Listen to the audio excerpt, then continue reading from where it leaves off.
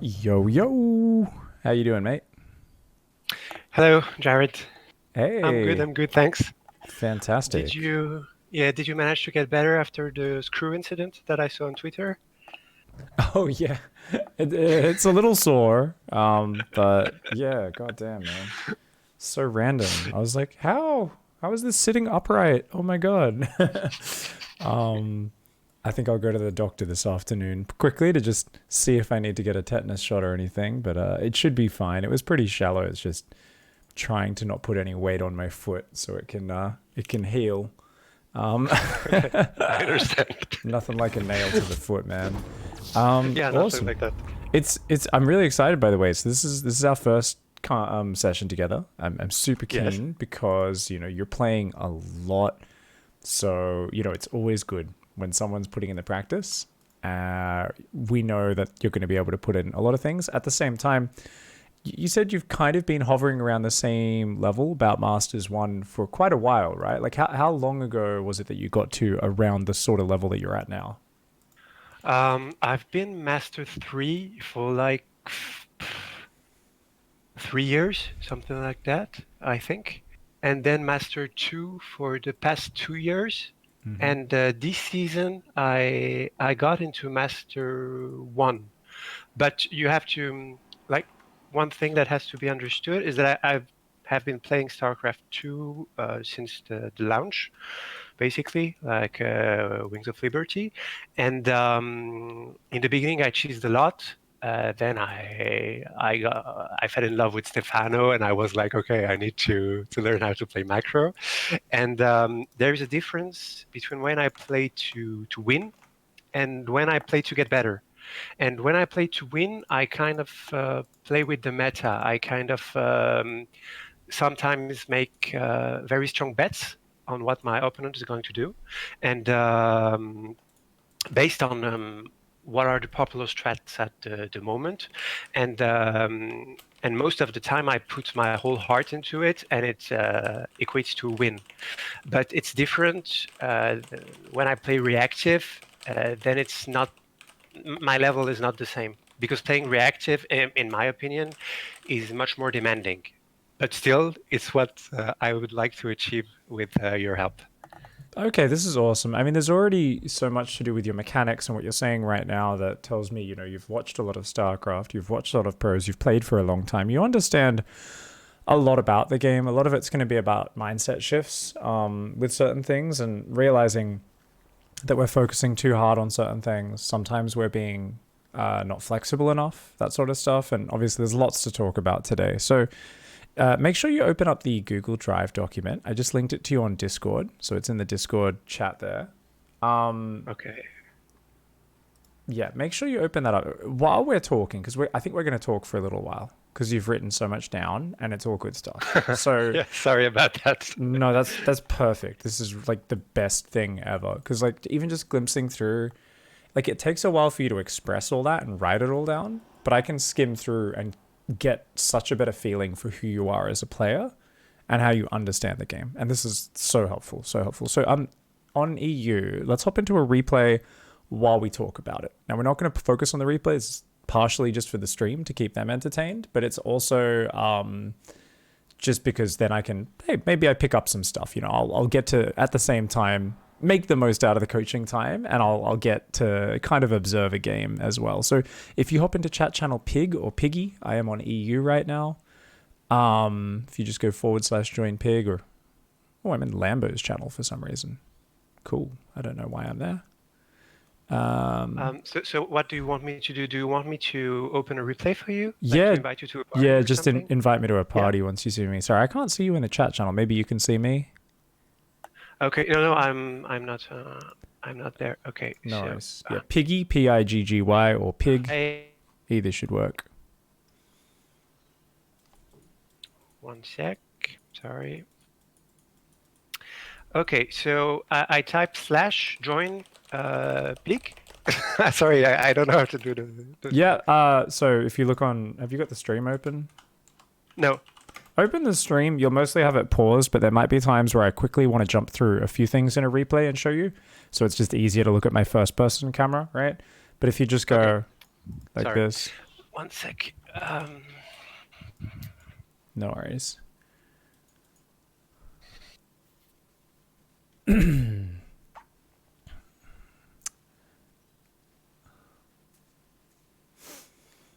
Yeah. And I'll always be writing notes while we go in the document and figuring stuff out there. And that's kind of the real, that's the most important thing to kind of read back on. But even as we're going, it's so good to structure what we're thinking about. So once you get in game, obviously /join space pig or piggy is the easiest way to just join a chat channel. Okay. Once you're in there. So / Yes, join / piggy. Okay, thank you. No worries. And once you're in there, you should see me in the list of people, and you can shoot me an invite to party. So if that, I see you. I'll make you the party leader. Beautiful. Thank you. Okay. All right, so just grab a replay. It doesn't really matter too much which one. No, I prepared. Awesome. Yeah. Doesn't really matter, like I said, though. Just any of the ones you wanted to look at, we're going to literally not even pay attention to it. We're going to talk theory while we watch it, and then we'll go back and rewind it and actually pay attention to it. So let's get that one going. And in terms of, we want to talk about kill timings. We want to talk about being more flexible and removing the split between those two. We also want to reactive within aggressive and within gambles is something that will probably help us a ton. So changing our mindset of the difference between gambling and not will be big. Cool. Awesome. So how are we going with replays? It's coming. For some reason, my computer got slower. I'm sorry. No, that's cool. Just checking. It's all good. Yeah, replays are also pretty good at hiding. Yeah, and just to talk about my my goal, like my goal is to achieve Grandmaster. I know it doesn't mean like anything because it's far from the pro level. It doesn't bring any recognition or anything, but it's just a life goal. I don't know how to describe it. No, it's huge, man. It's huge. It's just something that matters to me. I think this is something I've always wanted to achieve. I think that's an awesome goal. It's always good to have a big goal as well. That's like quite a lot of MMR away. If we look at the MMR ranges right now, GM on Europe, according to this Bernie SE2 GitHub page, is 5640 on Europe. So it's a long way away from us stably sitting at that MMR, but that's fine. So it says you've just hopped offline in StarCraft. Okay, I just restart StarCraft. Okay. I just restart StarCraft then. Okay. Like it could be. I've been having a few small internet issues, so it could be me. But it said party leader and stuff, so I don't know. Anyway, give me 1 second. I'm just gonna fix my green screen.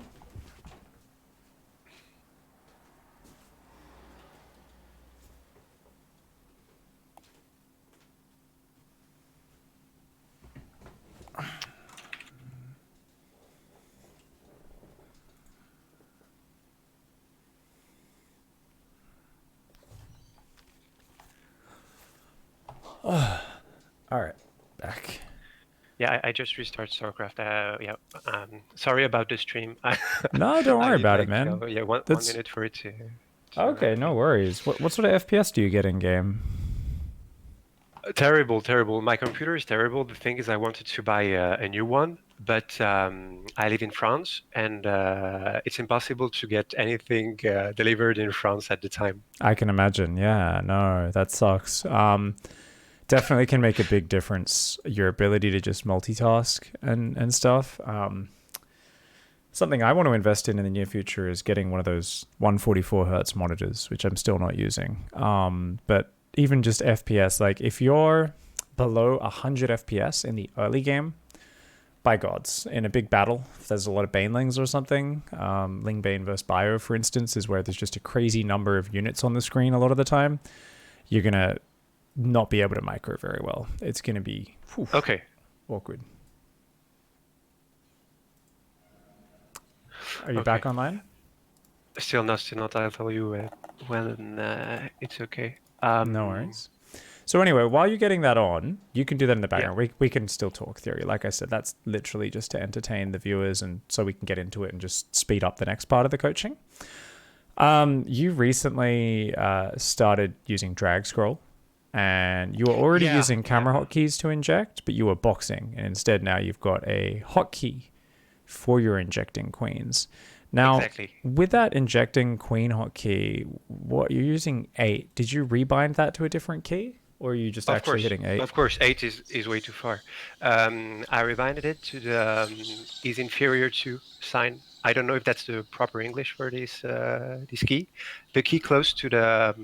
Sorry, let me look up French keyboard layout. Because I know there's a few little differences. So let me double check. Sorry, which key?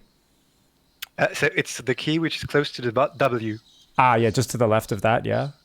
Between that and What's the the name in English? I'm not sure what that thing's called. Greater than and less than. So Yeah. Okay. Okay. yeah, the greater than symbol and the less than symbol, I guess, is what I'd call those. Yeah, they're on the opposite side of the keyboard for the QWERTY layout because you're a Zerdy. Yeah. That makes sense. Okay. Cool. Okay, so you use that for your injecting queens. Okay, fantastic. So I did add 2 notes into your thing while you're still getting the replay and the game going. So you've mentioned how you have like a ton of control groups. Very few people use more than 3 control groups effectively. Well, let's be real, most people don't use more than 1 control group effectively, but even at high level, most people don't use more than 3 or 4. Definitely having more is great, and especially since you got the hatcheries on 1, high priority, your creep/defense queens on 2, main army 3, spellcaster group on 4. Could be lurkers, could be muters, I imagine. If you're going Lingbane muter, Exactly. muters would be on 4. Yep. Yeah. Fantastic. That's good. We're on the same wavelength. So 7 you use as like your drop defense squad. So I often, with my like backstab key, it's a little bit interchangeable with my drop defense key. I'm a bit fluid with kind of how I change these things back and forth. Making you the party leader. There we go. So for me, it's very much like it shifts a little. If you prefer it to always be the same, that's usually better because there's less chances of your wires getting crossed in your brain and, using the wrong army and you try to run your dudes at home defending the drop into their 3rd mineral line and you try to run the dudes next to their 3rd base ready for the run back to defend the drop and you're like, oh, what's happening? So it can lead to some really weird, funny scenarios. Thank you so much for the cheer, Kevin. Appreciate that. So, anyways, basically, I would say the only thing is, like you said, wait, that is a question. How do I protect my bases with control groups? And I was like, well, I mean, it's reactive, right? If they're not dropping at all, we don't leave a ton of units.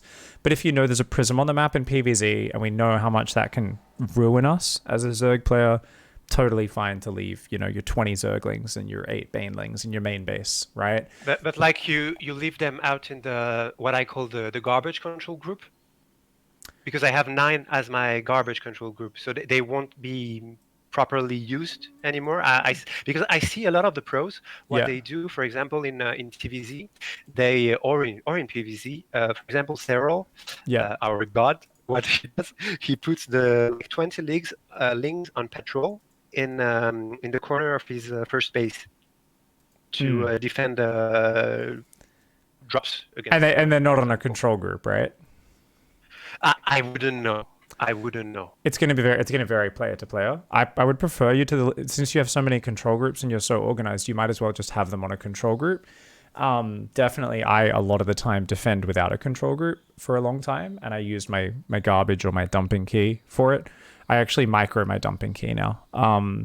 It has become a drop defense squad, especially when I'm playing Protoss. I always have a pack of Stalkers ready to snipe medevacs on that when the game starts getting very stretched thin and all my other control groups are being used. But the main thing is just I mean, you've already got so many control groups. Why not just use 7 as your defense group always, right? It's like, oh, I see a drop coming towards my main. I want to split 20 lings off. Put them on number 7. Just, alt 7, steal them onto that key. Seems like probably a pretty decent method, yeah? Yes, but then I will. It's not super interesting for for the viewers, I guess. But then doing this Alt 7, I think I will need to rebind 7 to another key because it's complicated. When you're being dropped, especially when you're against very good players, it means that you're being dropped usually in multiple places, and that they're attacking you at the front at the same time. So you're always a bit in kind of a panic mode. Mm-hmm. And what you need to do needs to be very quick. So doing Alt 7 needs to be as efficient as possible. Right, so you struggle with Alt 7, right? That's an awkward one for you. Have you ever considered just using the stealing hotkeys always? Like, do you know that I always, like, I don't use what Control and Shift normally do. I only steal units. Have you ever heard about that or thought about that? Stealing units. So what do you So mean by stealing units? Alt command, that's the stealing units command. It's, you know how you take it off control groups while putting it on a new one. So whenever I say steal, I mean Alt. That's a term Jack Attack came up with, which I think explains it very well, because it's what you're doing. You're stealing it from another control group, putting it on a new one, right? Exactly. So you know how you can go Alt 1 or Alt Shift 1, right? Those are your two commands. That's all I use. So what I actually did is I took away Control and Shift, and I changed it so Alt is Control. Yeah, like I think 95 times out of 100, I do Alt Shift. It's the same for me. Yeah. Oh, I so still have, yeah. Okay, so you actually find you use that more than Control. In the beginning, I used Control, but actually Alt would also work. It's smart. So the thing is, I've never pressed the Alt button. So even when I was using a standard hotkey layout, I started using it and I was like, oh, this key's a bit awkward. I don't like where it's placed as a modifier. So I actually press Control, but it does what Alt does. So that's I really need a better way of explaining this. My words are betraying me. Open the stream, I'll show you. You'll understand. You've modified your hotkeys enough. You actually, I'm like realizing, wait, you've toyed with No. I get it. I mean, now Control does exactly the same job as Alt does, right? Yes, and same with Shift. Yes. So just to, you can see if you look at my hotkeys on the stream, we can see create control group 1 not bound. Yeah. Same with add to control group 1 not bound. None of those are bound, so I don't even use those. So the downside of that is obviously if you're a fat finger player, if you panic and start just hitting buttons, anytime you fuck up, you might screw things up. Like you might put your hatcheries in your army control group when you're panicking. And that's really bad, right? Because you're stealing them off their normal hotkey. The next time you go to press 1, you can't...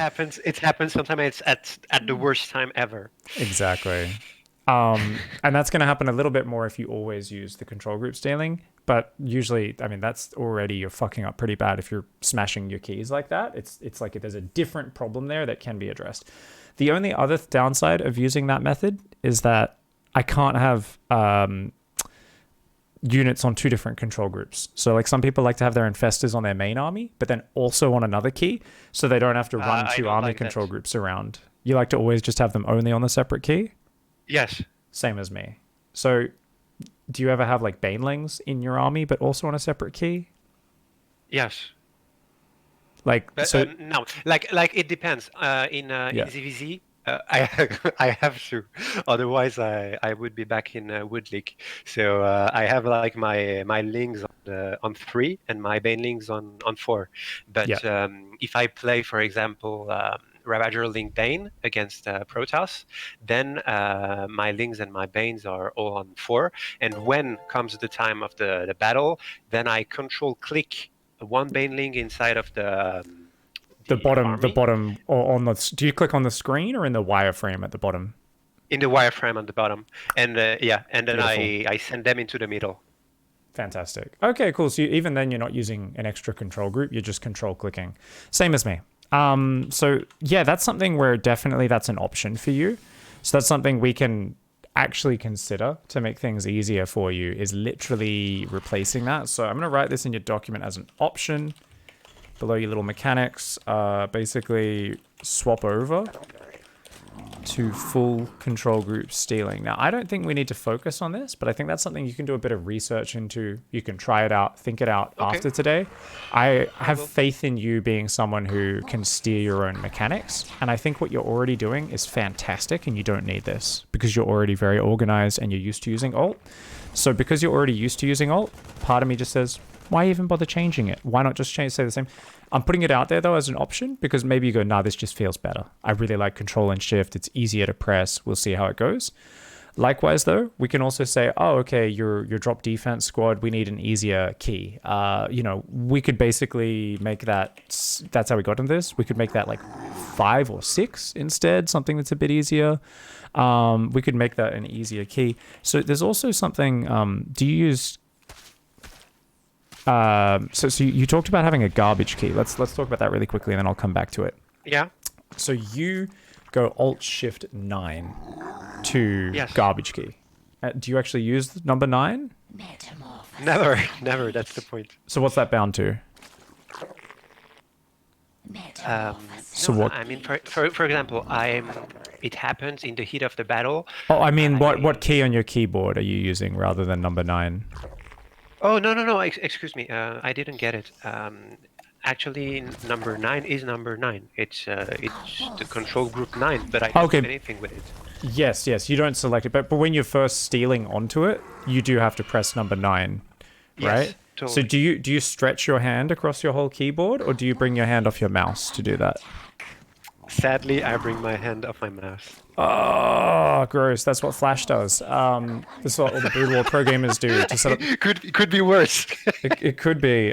Korean keyboards have modifier issues. There's an issue in Korean Windows where you can't use certain left-hand side modifiers for, like... I don't know what... I can't even remember what it was for. But basically... I specifically remember when I was living in Korea and practicing...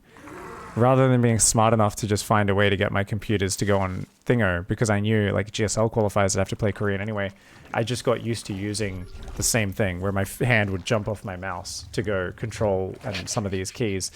It's a terrible habit and it's very unnecessary. Yeah, but you have to get that, and you get it.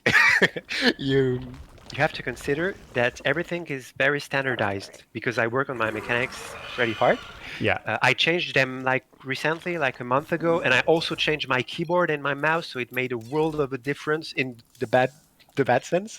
So meaning that I had to rework everything because I had a small keyboard, which was the Black Widow Elite Tournament Edition, and it's a great keyboard, but it's very special because of the size. Now I have a bigger keyboard, the Huntsman Elite, which is sorry, maybe I'm not allowed to speak about. No, you can say whatever you want. My sponsors are very cool. They are not the 10 years ago supposed to be like, don't even mention other companies. I'm like, you guys are idiots. They're cool. Okay. Corsair are very cool. They understand competitors exist. It's fine. Okay. So everything is very standardized. I work on my mechanics a lot. So Alt, I always push it with my thumb, my left thumb. So doing Alt and 9 puts me in a very complicated position. Yeah. Oh yeah, you don't want to do that. No, so there's a lot of there's a much better way to do this is what we're getting at. So with the garbage group, you can set up a key. So once again, look at the stream if you can. I will show you here on my standard hotkey layout. Let's just create it. Actually, we'll go to actual standard. Let's create one from scratch. We go to default layout. Okay, we want to take control group 9, turn this into a garbage group. Rather than it being... and you want me to put an alternate key, right? Yeah. So do you have anything free that's accessible? Like caps lock? That's the thing. Or tilde? No, but... No? Caps lock. No, caps lock is for my Nidus. Caps lock is nice. Okay, this is awesome. So this is actually really good because I'm just by asking this, I'm finding out more about your setup, which is great. So what about the key to the left of number 1? On your keyboard, that's a weird thing. It serves no purpose whatsoever. It's for it's to display the life bars. Oh yeah, well we can use that then if you want, either for a dumping key or for something else. We should use that. Yeah, show life bars. You have life bars always on, right? Of course. Good. Not damaged, right? There's a lot of American players like damaged health bars. I don't like that. I tell them they're wrong all the time. They don't listen to me. I don't know what's the difference. Well, the damaged one, it only shows you hit point bars if it's below full. So Oh, no, So no, you- no, no, no. if there's like full energy High Templar or ghosts in an army, you can't see them until they blast the fuck out of you. It's really bad. Okay. I hate that setting. makes sense. There's actually some great North American pros who play with it, and I'm always just like, guys, this is so dumb. They're like, no, but how often is there a full energy High Templar? I'm like, the one time you don't notice it and it storms your army to death. Like, what are you talking about? This is so silly. Anyways, But it looked inoffensive. so this would be your tilde equivalent, which is the key to your left Yeah, of number one. great. I'm happy about it. Equals number one. So that's actually a cool idea because then you can just tap that rather than doing this Alt 9 shit. And it's like literally, just imagine that, right? You just box your, drop defense squad, hit that key, click them in your main base. Awesome. And then you can also micro that key to defend a lot easier as well. If you Nope, but want, that, right? That was for my garbage group. Actually, you can't. Sorry, yeah, because it'll be a garbage one. It'll be a single button press. Never mind. I was like, oh, that's such an accessible key. Maybe we could use that to micro. No, okay. It's just a garbage key. It's a one button press. One button press to steal onto it. So that's good. Okay. That's me disciplining myself, not you, by the way. I'm going, don't get excited, pig. I'm like, oh, it's such an easy to press key. Oh, it's right next to number one. Okay, cool. Okay, so mechanics, I like what you're doing. Those are like the small suggestions is like, yeah, option, swap over to control group stealing. Make that dumping key easier to use. We'll try to never take our hand off our mouse if possible. We don't want to change too much else. Like you said, you've already gone through some hard changes recently. We'd like to go through and talk more about your actual regular approach and how you can improve and that sort of stuff. So you were saying when playing to win, you kind of gamble, you take more risks, you play the meta. But when playing reactive and to improve, your level is lower, it's harder, you're trying to react to everything, you're trying to defend. So what I would really like, I'm sensing we're probably going to do over the sessions together is try to move you towards, right now, you have the good angel on your ear whispering, macro, Johnson, yeah. And the other one's like, fucking cheese him, do some gambly shit, link flood this Protoss, like let's fucking go crazy, Bane bust, yeah. I want to combine those two forces together. So I want us to get rid of the boundary in our mind between the two. I want us to think of them as the exact same thing. That would be playing like Dark does. Yes. Meaning, like, if he senses weakness, he punishes it. But if he needs to play the macro game to win, then he does. And understanding that there's infinite reactions within as well. So, I've been really influenced recently by chatting to Bly and watching him play because of, like, the number of comebacks he makes and the number of, not just comebacks, he's just, the reactions within he does aggressive stuff and be like, well, that's cheese, that's a silly, cheesy gamble. But whenever it gets scouted, he knows how to fuck them up and just fucking destroy their reaction. I'm like, is it cheese if you can counter their counter? And then when they see you countering their counter, you hard counter that and you still win the game, just like consistently. I don't think so. I think what's really cool here is obviously, yes, there's more gambles involved when you do that, rather than being a perfectly reflexive defensive Cyril, right?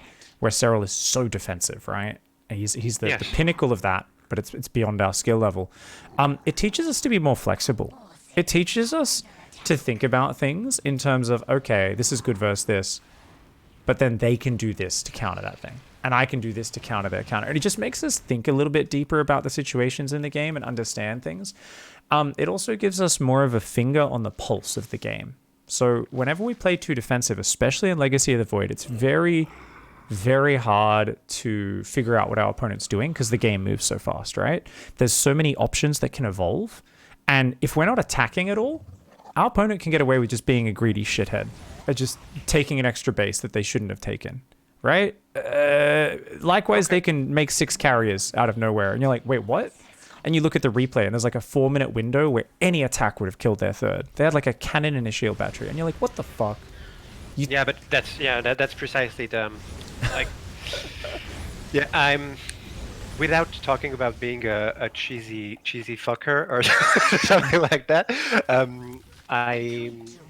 I didn't want to achieve my goal by being overly aggressive, simply because I would have felt like I would have missed on an amazing game. Mm-hmm. Because, in my opinion, if you watch, for example, No Regret, he's a Yeah, Codex player, of which is course. the pinnacle of our sport, and and he got there by doing 13-12 to everyone. But because Yes. he knows every backdoor of that strat, every fake, every reaction to the fake of the fake, he knows everything there is to know about it. And I didn't want to do it that way. I don't want to take anything away from him. He's a great player, as I said. He's in Codes. I'm Watching him play is like watching a dude headbutt a fucking pole. I know. I make fun of Jake all the time. He plays like a fucking psychotic Gronk. I love it because it's impressive what he's done within that skill set. It's the same way and his link bane control is unbelievable. It's incredible. It's the same reason I'm impressed by Printf. Playing like Printf on the ladder would make me want to hurt myself. I agree. Yeah. I think what I want to do with you, I don't want you to play like either of these players, but I want you to be more aggressive and more inspired by someone like Bly, who is infinitely more flexible, and he is nowhere near their levels of cheesy. Like he can swap hard into the macro game. Now, obviously, we don't need to be as crazy aggressive as Bly. He's still very wild, very hard hitting, right?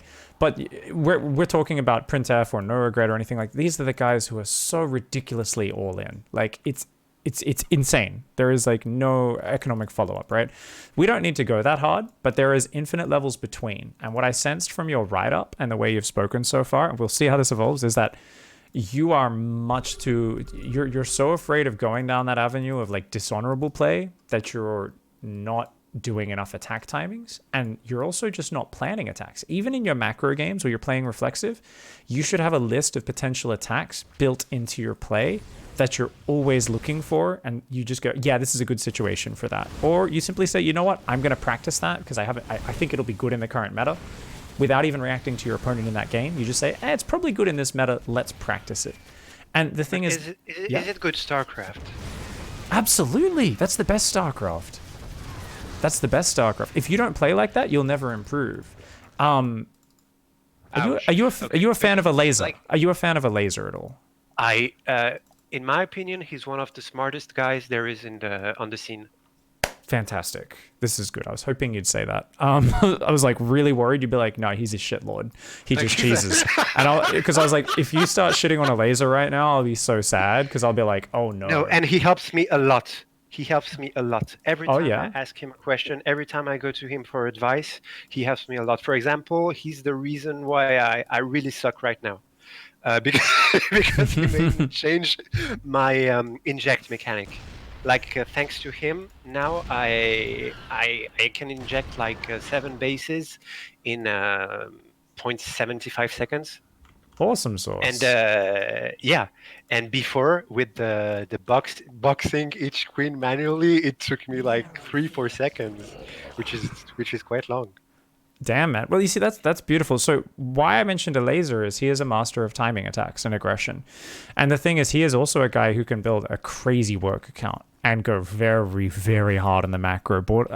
Not even borderline greedy, straight up greedy. You know, I always talk about how a laser's the guy who you got to be careful when you're playing ZV Terran vs Zerg against him, because he's set up to take a punch. You can kill 20 workers, and he's already built 30 in the time you killed that 20. Like he will purposefully leave himself a little undefended so that you come in deeper with your aggression, going, ooh, he's naked. And then he kills all your harassment units, loses a big pack of drones, but he's droning so hard he can absorb it. Yeah, it's this the very master of free droning. Yeah, and it baits you in because there's drones on the line. But so he's a guy who does a lot of timing attacks and has a lot of builds and attacks planned.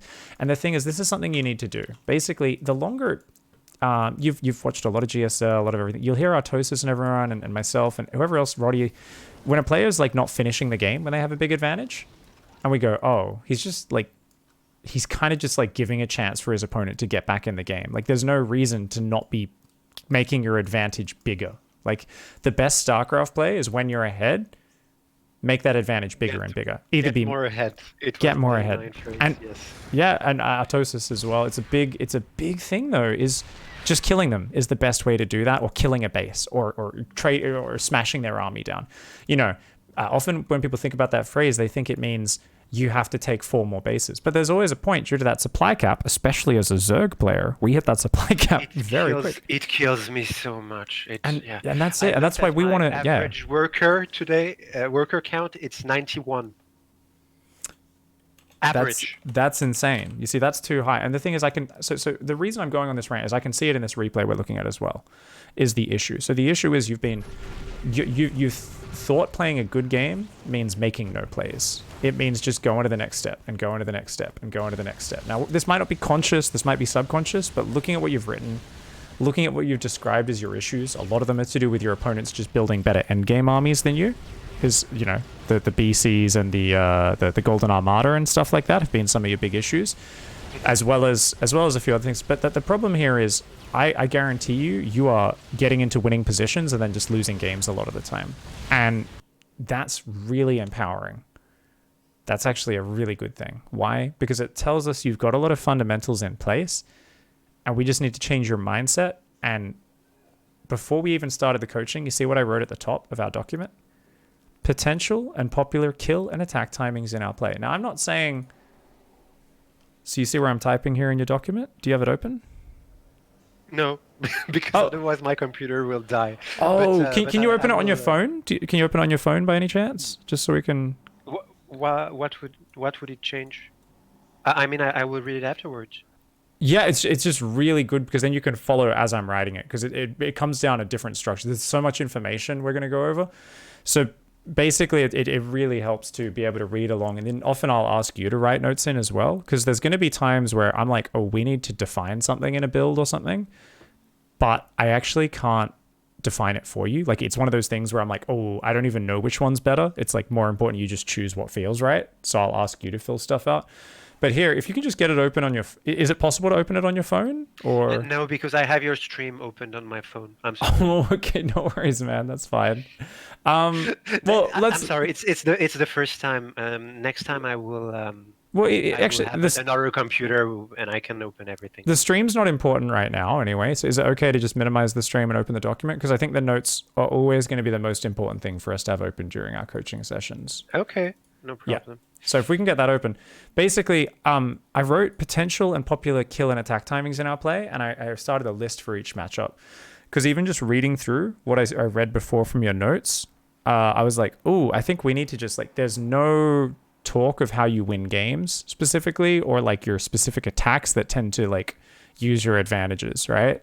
So no, but because to me, I wanted to be a reactive player, and you told me something right 5 minutes ago, which I found interesting. You told me like Cyril is super defensive, but that's not at our skill level or something like that. Why? It's not at anybody's skill level, basically. Even Cyril was like losing games a lot in 2017, 2018, even at the start, because he was just being too defensive. So his opponents could get away with being very greedy, and they could also get away with secretly swapping into a crazy all-in and surprising him. So it only got to the point where he was so godlike with his multitasking. The reason he can get away with it is he's microing Zerglings and Overseers through his opponent's bases constantly. Like, he is scouting so non-stop without missing a beat with his macro. His macro is perfect while his scouting is perfect.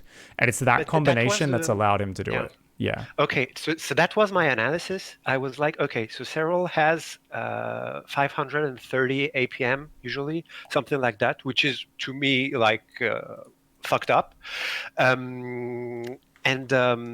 Because I have like 260 or 280 in my games, and I worked very hard for that. And so his APM is crazy. And I was like, I need to get mechanically better in order to be able to scout, to react properly. But still, I don't manage to do what he does, like to get the information. And there are long spans, like 1 minute, which is super long, when I don't have any information. Yeah. The thing is, your builds also aren't well defined enough, right? That's the other thing we haven't talked about yet, where you mentioned that you don't have as many builds. You kind of have this like standard opening and you try to play very reactive. And you were kind of thinking of it in terms of, well, I mean, these pros have so many builds. Like, how can I memorize and have so many of these? So this is actually a good segue into that quickly. We might as well talk about it. So build orders actually make playing easier. So what you're currently doing is you have hundreds of build orders in your head and styles and plays and reactions. The only difference is you just haven't taken the time to organize them. So because of that, it's all running in RAM, right? It's like your instant access memory, right? It's all running in your RAM.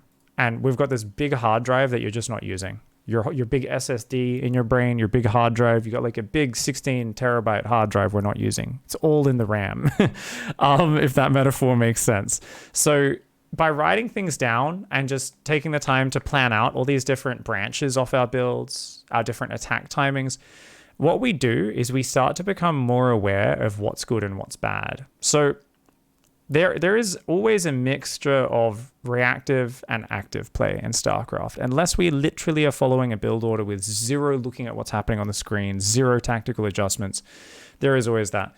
But what you want to do is you want to go into games and say, cool, okay, I'm going to do my standard ZVT. And I'm going to aim for a 72 drone, just 6 workers on the 4th base, minerals, plus whatever transfers out of the main. Hydraling Bane attack to bust the Terran's 3rd base. Preferably, I will ambush them when they're pushing out to get me, and then I will counterattack into their base. But if not, I'll do a big pre-spread attack in, try to kill them. And obviously, that sounds like a real set-in-stone stupid thing to do, because what if they build like 2-factory tank and have 7 tanks sieged in really good positions behind a wall, right? But that's the thing is, simply by going for that, you are going to be able to benchmark and improve that timing attack to the point where you hit harder and faster and you get your upgrades more on time until you can hit that attack at such a crisp moment that you kill them when they have less tanks, or that you crush their all-in that's coming your way because you're moving across the map to do your own attack and you didn't realize they actually didn't even take gases on their 3rd and are on bloody 8 barracks pumping Marines like a psychopath. Because you're gearing up for your attack, you ambush them. You're also going to realize, okay, with this style, there's a fast gases on the 3rd, there's a fast 2nd factory, there's lots of tanks. I'm actually going to need to not commit to this attack, and we're going to go down the other branch to the fast Broodlords for the 8 Broodlord Hydrabane attack, with the Queens pulling for the transfuse. But then to me, sorry for discussing it, but to me, then it might be too late. For example, if I go, I don't know, like I see a Twilight. Okay, I scout a Twilight with my Speed Overlord. Yep. And I react. Some might say overreact. I build 10 roaches. Then I kind of have to go Ling Ravager Bane, because I have already invested into 10 useless roaches. I have to use them somehow. So okay. And then the guy tricks me. He sees that I've spotted the Twilight. He goes double Stargate Carrier. Then my Ravager Link Bane is totally useless, and I've gone the wrong tech path. And swaps to 2 Stargates. Yeah.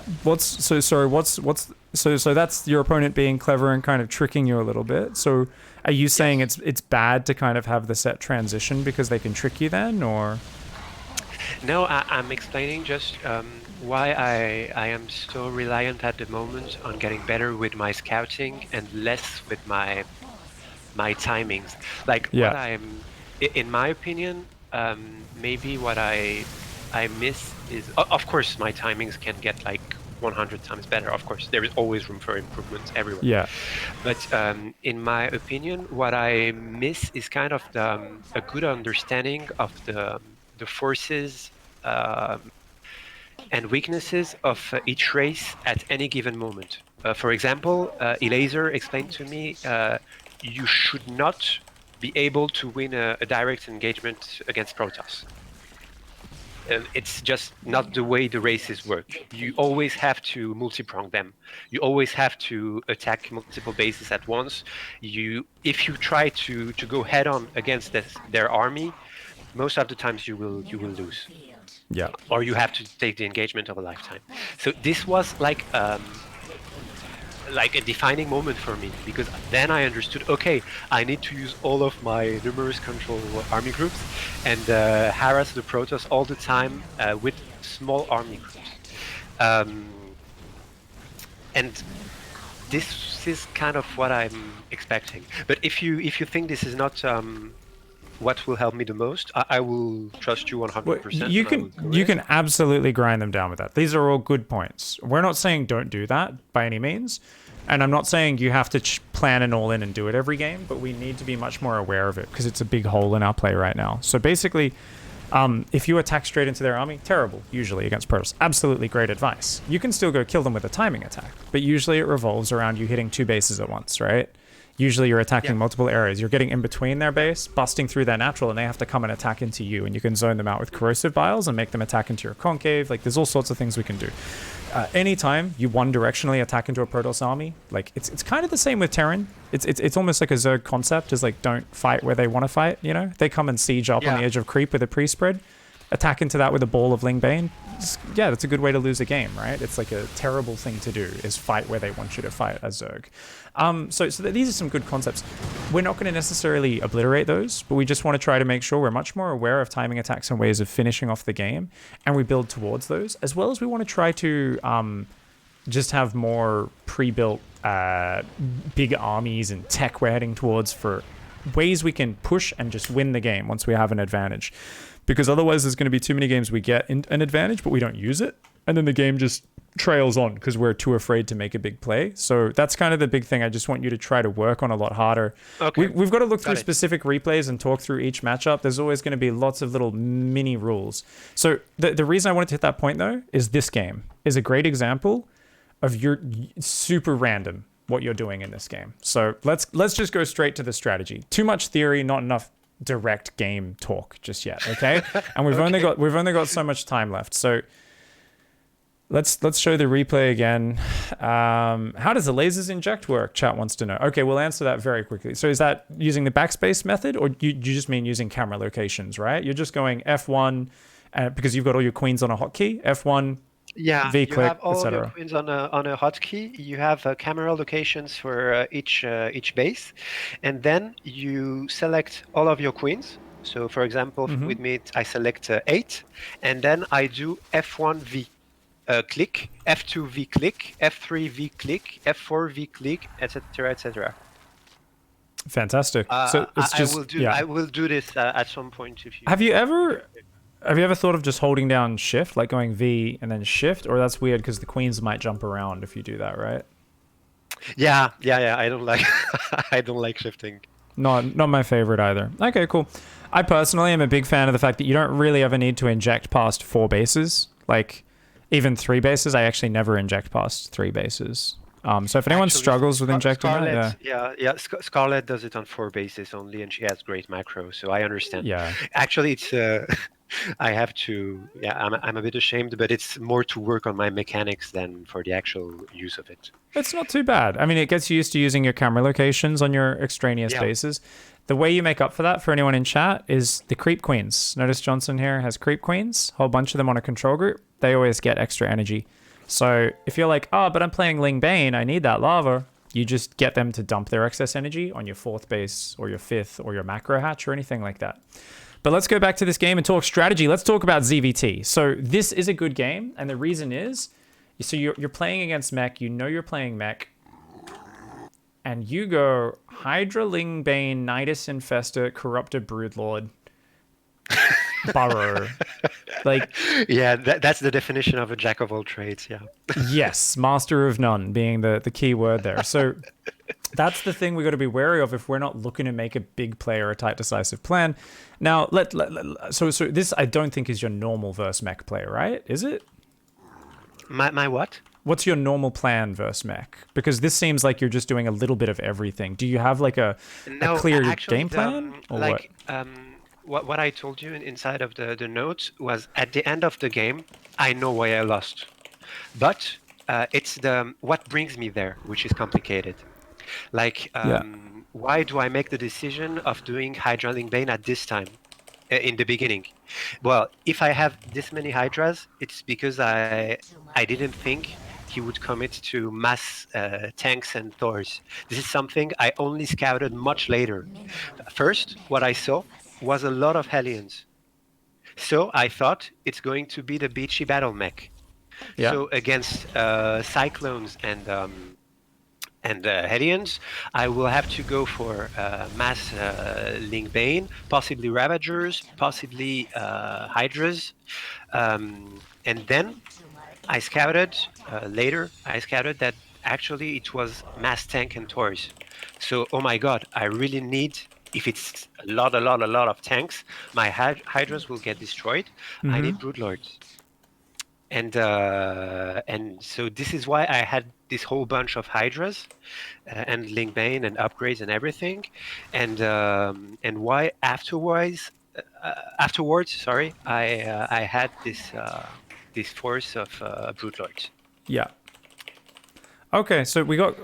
So the thing there is you're trying a bit too hard to counter his composition, I would say. Hydra Bane can absolutely beat mech. Even tanks. Now, obviously, at a certain point, it's not going to be as efficient. But this is much later in the game, after the game's gone back and forth for a long time. So there was nothing wrong with you being on Hydra Bane. And if you'd simply gone forward and had better creep spread, check this out. All you need to do is flank the army from two sides. You will fuck up mech until they get an insane, like maxed out on tanks, basically. Part of what we want to point out here is the fact that you had such insane macro compared to your opponent early. We are so far ahead in supply, we could have already been swinging in and killing bases if we just committed to non-stop Hydra Bane instead of like Hive and Spire and Nidus. We could have come forward, said, hey, there's only one tank at this bottom base, scouting with your overseers and stuff ahead, changelings, whatever. Ran in, ton of Hydra's Banes, kill a base, pull back. Keep spreading creep. And literally, you could have stayed on Hydra Bane all game.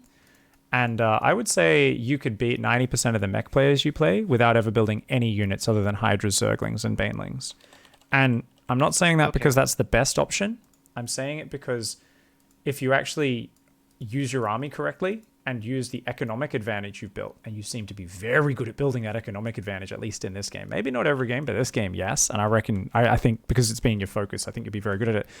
I think you want to remember the power of having a solid composition. It's the same way against mech in general. Even if it's battle mech, you can beat that with pure Roach. Better if you have some Banelings in there, but if pure Roach actually can kill that, as long as you get enough of them fast enough, and you either sandwich that battle mech Cyclone army, or you just run into their mineral lines. You know, you attack from multiple angles and hit their bases, where the Cyclones can't just run backwards, because they've got to defend the workers. So the important thing is to not get too worried about, and to remember that if you're good economically, you're good at your solid fundamentals, which you, in this game, are way better than your opponent, you should be able to then always turn that into, okay, now I'm going to go fucking win the game. I'm going to go punch this guy in the face. I built a big economy and a giant army. Let's go. So Hydraling Bane is actually really good versus mech until they max out and micro incredibly well. And even then, they often will get a bit too clumped or have a few too many tanks unsieged, and you can attack them. Or, as they're slow pushing, if they're really slow with those tanks, they don't give that opportunity, you can often counterattack and hit their bases, because it's very, you know, slow as an army. So I think that's powerful as a concept, because that tells us there were other options in this game. But I think we need to go back a step further. You said you know why you lost, but you don't know how you got there a lot of the time, and how you got there is the mystery or the problem, right? We should always have... Actually, you gave me some fascinating insights already, because now I understand a cause of why I lose. You're telling me that basically the main army of the Terran late game, I cannot really beat it. You told me he has a better army. That's what you said like 10 minutes ago, with battle cruisers and tours and everything. So actually, when I built that small army of Hydraling Bane, I should have used it. Yes. I'm not decisive enough, and that's a major flaw of mine. That's also why it's very powerful to do timing attacks against Protoss, because if you think about the way the other races work, their production is slower, right? And they, you know, especially if we're building an army earlier, bigger economy, turning it into army to stay safe, they can usually have a little bit more choice with countering our army, but in general, they're usually solid compositions. As they get bigger, they counter our army. Once you get a ton of Widow Mines, Marauders with your bio, suddenly Link Bane's not so good anymore, right? The more tanks, the more better they trade. You get 10 Immortals, 4 or 5 Archons, bunch of Psystorm. Holy shit, that's a scary army. You hit them when there's like 2 Immortals, 2 Archons, no Storm. It's a completely different fight, isn't it? So often because we can build a shitload of stuff all at once, but for them, they very slowly just drip these units out. Absolutely exerting your army before they get all these big pieces that work together that grow their army in strength. So small fights and earlier fights are often better for Zerg, especially because splash damage is what counters us, and splash damage is going to grow in power as the game goes. It's also, of course, just using our army before that supply count becomes an issue. In this game, we can look at this point and go, fuck. Why am I saying fuck looking at your situation? You just sniped an expansion, you defended an army. It's because you're butting up against your supply cap with 5,500 minerals and 500 gas. Well, if we had another 2,000 gas in the bank, I'd be a bit more comfortable, right? But even then, you want to use that huge amount of money to just kill your opponent before they're maxed out, right? While you can actually have an advantage off it. But the more time they have to catch up, the better position they're going to get in. So that's one part of it. But the other part, to make sure we always do this, is usually to go into the game with a solid composition in mind. So what you really should have is, we really want to work on defining your standard composition for each matchup and your main branches off that, right? So obviously, like, you're like, I'm playing Ravagerling Bane versus Protoss. Obviously, you see 3 Stargates. We probably need to change our mind, right? So there's another branch that's relatively common that we'll need to define. But we want to have that as like a set goal that we go to by default. So anytime our scouting's denied, anytime we're confused about what's happening, we're going to go in that path. So against mech, say you know it's mech, you have no idea what type of mech it is. Do you normally play Hydraling Bane, or are you just going, nope, I just keep scouting until I figure out what it is? Against mech, I have multiple options. That's the thing. I've been playing so much. There are a few options I like. There is one I especially like, but it's at a higher level. It's using Hydra Lurker Viper. Because it's good, not because it's good. It's good just because guys are not used to it at all. So they don't know how to properly react. And usually I get the, oh, motherfucking lurkers, imba shit, Zerg OP. But just because they are not used to it. They are used to hard countering broodlords. So I like this. I can also make it kind of work with, like, if I get fucked up, I don't get any info whatsoever, I can still kind of destroy many bases with Ultralisks and Queens. Like, you push very hard with all of your Queens, and you mass inject your Ultralisks, and yeah, that's the thing.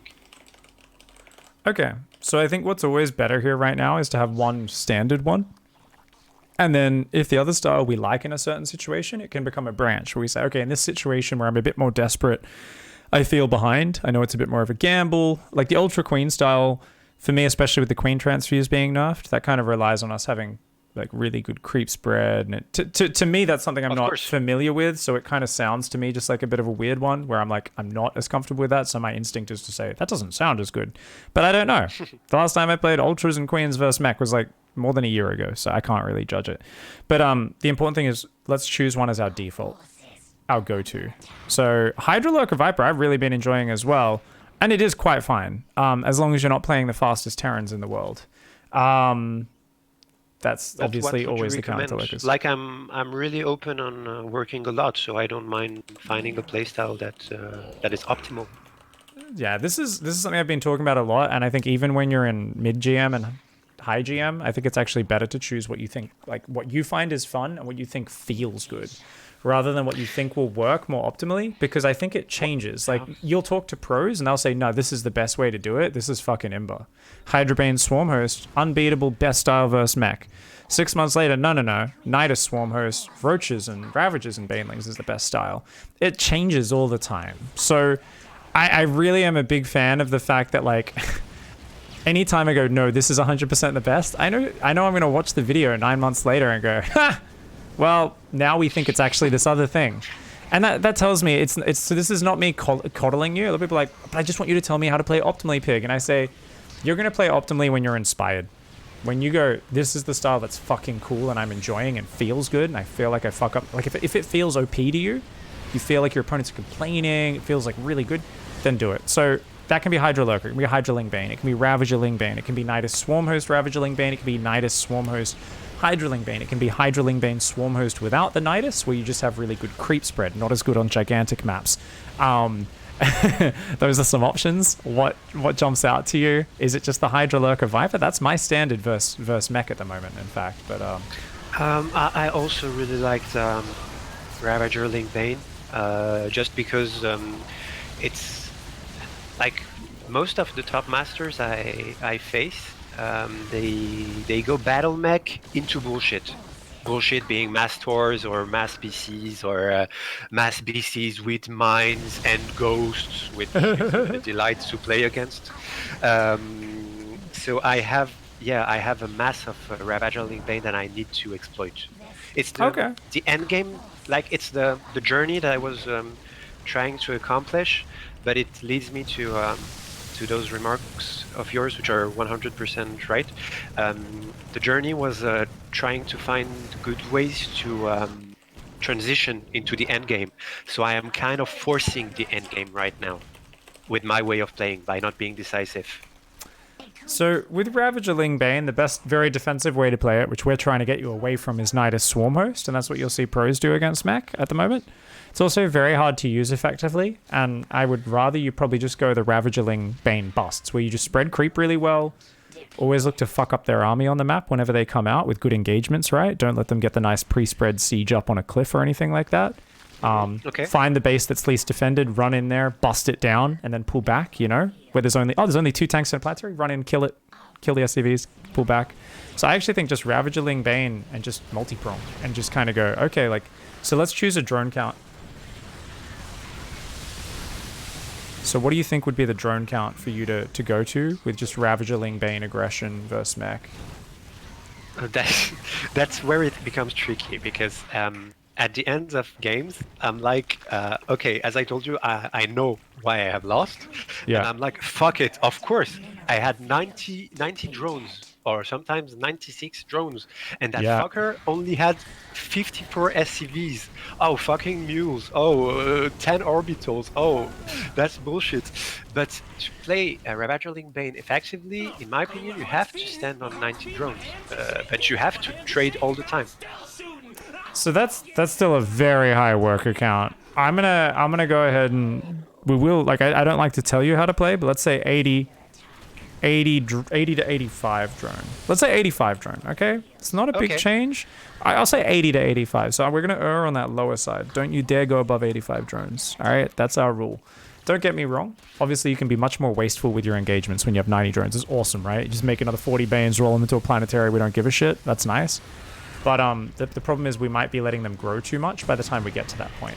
So we want to be trying to hit harder and faster. So another option, I really don't know what we're going to stick with and what feels better. We might want to go 72 drone. Basically, there's something there where you go, but each cost inefficient engagement hurts me more at 72 drones. It does. But if you kill the mech player's third base, or you never let them get a fourth, like, it's much more impactful than killing a fifth base, right? Sometimes players get in this mindset where they're like, oh, cool, like, I'm on 90 drones, I can throw away all these Banes and Ravages, it's sweet. But it's like, if you kill a Terran's fifth, it doesn't matter. Like, if you're not actually killing his army, and his, like, third and his fourth and his SCVs, like, he doesn't care that much, right? He's going to get a crazy giant maxed army at some point. So we'll need to experiment with what clicks with you, what feels better. But in this vein of, hey, we're trying to be more aggressive, let's try to just build 8 drones for the fourth base, plus whatever transitions out of the main, okay? That's what 72 drones is, right? I understand. 8 drones. So the goal as... But this is like a radical shift in my mindset, because I heard so much about late game Zerg being so strong. So I was kind of really welcoming it, like being okay with going max army against mass army. And here, basically, you're telling me you should not let them get into a max army. Are you aware? You're aware. I'm sure you are, that, you know, the Thors got buffed and the Broodlords got nerfed, right? Oh God, yes. So that's changed everything. That's changed everything in this matchup, because the Thor used to just not be able to deal with the Broodlord. So there were games. They ripped them apart. Yeah, exactly. I mean, you can still beat Thors with Broodlords. You need to get like 18 Broodlords and you need to have the sickest blinding cloud and neural parasites and all this sort of stuff. Yeah, you gotta have sick upgrades, and it's like it's such an overly complicated thing. When people are like, oh yeah, you just make the 18 broodlords and the 6 vipers chaining blinding clouds, and then you have 8 neurals land simultaneously. I'm like, you're a fucking idiot. And some guy in Diamond League is telling me that. And there is one Tor standing with 0/0 upgrade. See, he died. Yeah, it's this thing where I'm like, you're overcomplicated. It's like Protoss players who try to make Tempests first Broodlords, and I'm like, what the fuck are you doing? You think you're good enough to use Tempests? Like, the Zerg throws 6 Corruptors in and kills 4 Tempests without even doing any micro, and the Protoss is microing his heart out. And you're like, I'm like, you know, you can just warp in like 14 Zealots in the Zerg's main and win the game, right? Like, just make a second Forge, upgrade your units, keep expanding. Like, Protoss can out multi-prong Zerg in the late game. And especially if you're not playing a top tier competitor, you can go to very, very high. I loved when, I think it was Skillis who did that with like 18 gateways or something, was like, yeah, I'm not going to make Tempests. And he's just like, he's got his double forward, just 3/3 Zealots running around killing everything. And I'm like, that's it, man. Especially when you start adding Archons to Zealot counterattacks. You know, Cracklings wreck Zealots, right? And unless they're just +3 attack Zerglings. And then the Zealots have +3 armor and +3 shields, and they've got 2 Archons backing them up, and you see 60 Zerglings just disappear, and you're like, okay, cool. I just learned something. So anyways, obviously we're talking about a lot of stuff. This is our first session. I think we're going to cover a lot more ground in our future ones. We are out of time in this one. But let's round up and say, I think the big homework for today, we talked about a lot of stuff, and I have a really good feel for your play. So are there a lot of actionable points for you to take away? No, I haven't told you what to do to win. That sucks, but I think this is good because we are going to be continuing coaching. So we could even do one, you know, within a week from now, potentially, and really start focusing on some actual me giving you more direction. But in the meantime, identify a clear timing attack point / earlier max drone point in each matchup as standard. So likewise, if what do you play versus Bio? Is it Hydraling Bane? It depends on the map. It depends on what I scout. Like it can be Hydraling Bane. Yeah, yeah, that would be the go-to because I need the muscle. But I can also play. I'm a former Heart of the Swarm Zerg player, so I can also play the Mutiling Bane. Which one is the funnest for you? The one you're most comfortable with? The one that feels the best? Hydras, Mutas? Both feel good. When you have played against against Skytoss and against Mech and against Nidus Swarm Host, any type of play against Terran Bio-Terran feels really nice. Awesome. Let's choose one as our default to work on, just so we stay really focused on one style, because you're going to be stepping into a different realm of aggression. So we want to have a consistent composition, because learning these attacks and improving at them is going to be a hard scale, just because you're getting more aggressive earlier in the game, and you're going to throw a lot of games by taking a sloppy attack really derpily and just throwing half an army away. And I'm like, oh no, that was the first attack. That's the most important one to, like, you know, do some damage and trade well. So you'll have to then watch a replay and go, okay, I should have attacked like this, or I should have waited for this upgrade, or in this scenario, I actually should have just waited for him to move out, then jumped on his army. That's like one of the best ZVT strategies, right? It's like going for a bust, but they've got lots of tanks and walls. Like, just wait in the middle of the map until they get on creep and then jump on top of them from 2 angles and watch them lose the game in 2 seconds. You know, it's a lot of Zerg versus Terran all-ins that are you waiting for the Terran to move out and then you pull the trigger. And sometimes you're waiting for like 2 minutes and you're like, please move out on the map with your army. It sounds silly, but it's actually a great way of winning the game. I've won a lot of tournaments back in Heart of the Swarm and Wings with that style, mostly Wings. But anyway, Hydraling Bane is going to be your standard. So ZVP, okay, good. Ravageling Bane for ZVP, what's your standard there? Is it that, Lurkers or Mutas? Well, I discussed it with Elaser, and Elaser told me you go Ravageling Bane if you have to, if you are forced into it. As I told you, he likes Hydras then. Of Or course, because he explains that against armies with a lot of Archons, you need an awesome DPS, and the Hydra's DPS is higher than the Ravagers. So you need Hydra Link Bane against the armies against a lot of Archons. yeah, But if you are forced in the early game into making a lot of roaches, then you go Hydra Link Bane and it's fine. you can also, if you go Ravager Ling Bane, just fuck them up with like before they get enough Archons, right? So there's crucial attack timings where if you can keep their army small enough or start hitting their worker lines hard enough, then they never get to that Archon count, right? So if you do play Ravager Ling Bane, definitely there's a scary point where you're like, cool, I'm just going to Broodlords, but not that quickly. Oh, cool. Like, and then they hit you just before Broodlords with like 12 Archons in their army, and you're like, yeah, have fun with that, buddy. You can defend it with Roach Ravager. You can. Good biles, lots of roaches. We've seen Raynor and Cyril do it. It's hard. It's very hard. You need sick macro, though. Good micro. So I think the important thing there is, you know, do we want to aim for Hydra Ling Bane as the standard then? You want to stick with that plan and just try to be more aggressive with Hydra Ling Bane? So it's Ravager Ling Bane if forced, Hydra Ling Bane if we can get away with it. Yes, totally. And what's our worker count? Because either way, we want to not let them get a fourth base, right? Goal, don't let Toss get a fourth. Yeah, I don't want them to have a fourth base. Kill lots of shit. But my worker count is always around 90. I told you it's my average. So let's just go 72 workers, max in this as well. 72 drones, don't let Toss get a fourth base, kill lots of shit. Maybe you know, there's two styles. It's either the 72 or it's the 80 drone. One of those two for both matchups. ZVZ try to define as well a little bit, but for now we're mostly focused on ZVT and ZVP because they're very different matchups to your Zerg versus Zerg. But we can try to talk about ZVZ a bit more in the next session. But yeah, I start using that early macro. So I'm happy for you to keep playing the same way for now, but try to turn it into these timing attacks or this multi-prong and overwhelming off that working out. And it's not always super urgency. So you might be like, I'm not on 90 drones, I gotta go. And you might fall into the thing where you just start running your army in a ball into like tanks and storm and shit. It's like, just remember, you can make a fucking huge army off 72 drones, okay? So you can be patient. You can set up good multi-prong. You can do things like Baneling drops against Protoss are really good, right? Baneling run-bys, you can figure out how to spread creep really well still. Just because you're going 72 drones doesn't mean creep isn't important. It still is. But I'd like you to... Oh, and you're gonna hate me for this. So... Sorry, as I'm writing this, I'm like, you're gonna be like, no! Mid-game or die trying? Okay. So what do you no problem. I came to learn, so it's a practice regimen, okay? Every ladder game is practice. It's mid game or die trying. So the rule is not allowed to make a hive. Oh my god! In any matchup, I hate you for it.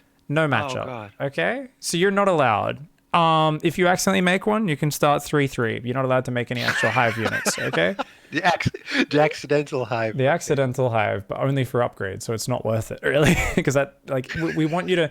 On 72 drones, a hive isn't worth it anyway. Like, you're not going to actually usually use it very well. Like, there are situations. But this is cool, because I think you're already building your macro well.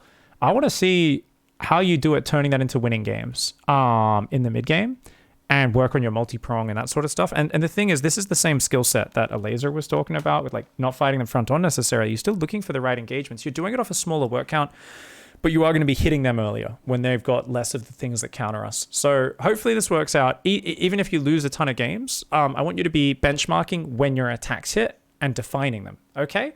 So benchmark your attacks and write down the set play. So think of it as like, you know, like in football, like, okay, he's going to pass it to him. He'll kick it back there, and then he'll fucking kick the ball to the guy and he'll head it in the goal. I want you to kind of start writing out like a few little set plays. It's like, all right, Bane drop hits the natural. Hydras hit the natural wall, so their army pulls out of position, and main army collapses on their fourth base from 2 angles with a pre-spread. Mm-hmm. Just have like a few dot points. So start writing those down here in the document. So, and that's like, and then you can benchmark. Okay, hits with, Baneling drop hits natural, 16 Hydras, 20 speed Banes hitting fourth at 9 minutes or something like that. Start writing those down, and then we can compare them between games. And then games where you're way slower, we can look at what went wrong. We can very easily hone in, oh man, we took too much damage to the adept pressure. It's always the adept pressure that puts me behind. Always this Oracle's doing too much. Every game we've got to work on that. So this is cool because this is going to work as a tool to make your macro better as well. So that's something people are like, what? I'm all inning. It's like, yeah, but if you're being more aggressive, your attacks are going to either crush your opponent because you're ahead or fail really hard because you're behind, even more so. So it's going to give us more immediate feedback. The games are going to be shorter. You're going to get more games on the ladder because your games aren't going to go as long. More repetitions and more times to go, okay, these are the things we've got to hone in on. So save replays, label them, write down questions, write down frustrations, benchmark your timing attacks. And I really hope this works out well for you. Good luck getting more aggressive on the ladder, man. Okay, just any last final questions? Question? Yeah. I'm sorry. Yeah. Mid-game or die trying. It means that I'm all in, basically. Or it's a very committed pressure. It's committed continual pressure. It's just, I mean, 72 drones is still a big economy. So you're not letting them get certain things. That is, you're all in on not letting your opponent make 5 bases and make carriers, right? Like there are certain goals. At the same time, it's not too bad if a Protoss gets a 4th base if we're keeping his army not too big, right? If you're killing all the Immortals and Archons, it's okay that he's on a 4th base as well.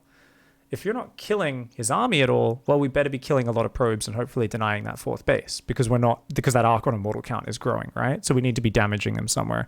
But I wouldn't think of it as an all-in. I would think of it as you are simply trying to use your army earlier in the game, and you are focusing on becoming an engineer of good mid-game engagements. And you're going to look at ways of finding those good engagements over and over again. Okay, I will be the Sue of the European ladder then. Okay. Fuck yes. And last thing about the practice regimen. At the time, I do marathon sessions of like 13 hours straight, something like that, to really let the mechanics settle, even in a very fatigued state. Did you say 13 hours? Yes, I have no life. All in one go, no break? Sometimes I pee in a bottle, but that's all that. No. Oh, no, thank God you're joking. Oh my God. No, very small breaks. Okay, I actually think more breaks and shorter sessions is better. A laser caps out at 4-hour sessions. He'll occasionally do. We were talking on the Pig Show episode where he was saying he should probably mix in 1 day a week where he does like an 8 or 9 hour session just to prepare for those really long tournaments. But he's not even doing that at the moment. And a laser's very smart with his practice. So yeah, I would say look up to him. 2 hours at a time, he says. Yeah, often even 2 hours. He does 4-hour blocks as well sometimes. But just go and I would rather you practice less and just be smarter with it. At the end of each game, rewind and do the benchmark really quickly. So you better be rewinding every friggin' game, man. Even if it's just a quick write down the game timer we hit with our first attack and how we set up that first attack, because often the game's going to pivot really hard off your first big Hydra Bane attack or Ravagerling Bane attack, where if that goes really badly, the rest of the game's probably going to be pretty bad for you. If that goes quite well, it'll be very good. So there's so much resting on that strategic hinge, okay? So you benchmark those replays, look at them. You can also always try, I would say in general, always take at least a half an hour break every 4 or 5 hours. So even if you want to practice 12, 13 hours in a day, split it up a little bit, go for a walk, do some push-ups, do some stretching, put on like a day 9 stretching video or like one of those esports doctors or a yoga video or some shit, but just get outside of the house if you can. I don't know if you live in a city, if it's obviously locked down right now, but if you can go for a walk or anything, do that. But it's actually way better. So the big habit we found over and over again in players who grind practice that hard is they reinforce bad habits really deep into their muscle memory, and they steadily become way worse at certain things because they're practicing too hard. And sometimes when they take a big break from the game, they often get burnt out. They come back after months or a week or two off the game, and they play a lot better. So more grind does not mean more success. So more breaks. Just try to be really focused during those sessions when you are actually playing. And hopefully we get some nice results. Awesome, man. You're still there, yeah? Hello? I think his internet just DC'd. Oh my God! Yeah, my internet Oh, just died, and it came no back. worries. And it I'm came so back. sorry. That's all good. All right, man. Well, anyway, I gotta No, run. Yep. it's okay. I can already feel the chat coming, saying that my bottle of piss just ran out of my modem, but no, Yeah, it, you knocked it on your modem. Nice. it, I know. I can tell this is going to be a fun bunch of coaching we do together over the next months, man. This is going to be awesome. I'm really looking Okay, forward but to it, dude. thank you. Yeah, thank you so much. It helped me so much already. I saw so many things that I didn't understand. I'm aware that it lasted longer than previewed, so no problem for charging me more than what was. No, no, don't worry. This is 1 hour. I've been going over in the first session just because I've been really enjoying the coaching lately. That's all. It's fine. The next ones will be right on time. All good, brother. Okay, well, thanks a lot. Thanks for the patience of everybody in the stream, and have a good streaming session then. Thanks a lot, mate. Have a good night. Yeah, goodbye. Beautiful. All right, good little coaching session.